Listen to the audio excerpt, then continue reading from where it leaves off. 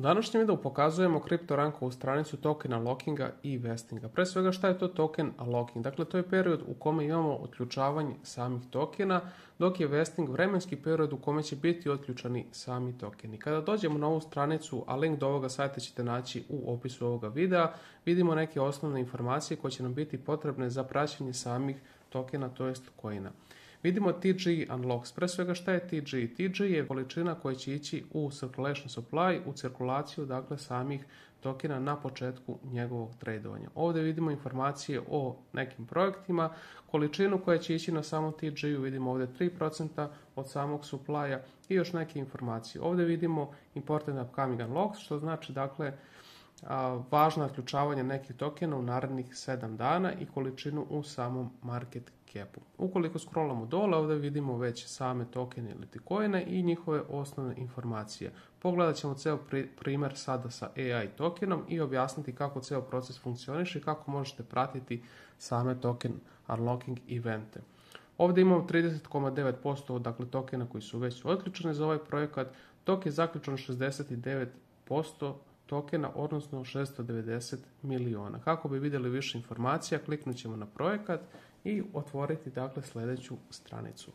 Ovdje vidimo osnovne informacije što se tiče same alokacije, koliko procenata i gdje idu sami procenti. Initial airdrop vidimo da će biti 1% od same alokacije, Binance Launch Pool 7% od same alokacije i Short Term Growth Fund 29% same alokacije, kao i neke druge detalje tipa investitori ili tim.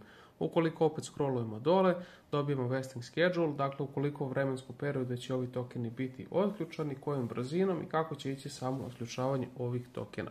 Vidimo da će 100% Binance Launch Poola i Initial Airdropa biti otključeno na samom TG-u. Dakle, 100% koji su određeni za Binance Launch Pool i Initial Airdrop će odmah biti otključeni čim token dakle krene da se traduje. U ovom slučaju možemo reći da je Short Term Growth Fund će biti otključan u kompletno 4 godine. Ukoliko dođemo ovdje, vidimo da će svaki mjesec 1,72% samog supply biti otključen, dakle u kompletnoj 4 godine 100% koji su određeni dakle za short term growth fund će biti otključeno. Po istom principu možemo gledati i druge alokacije samih tokena.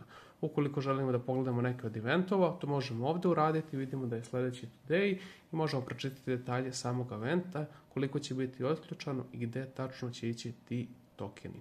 Ovdje vidimo druge eventove i ostale dakle detalje koji će nam biti važni što se tiče samog token vestinga i samih unlockova. Ukoliko ovdje želim sada da zamenim, da ne gledamo na primjer timeline, nego putem tabla, dobijam iste informacije ili ako želim putem charta, opet mi se otključavaju iste informacije.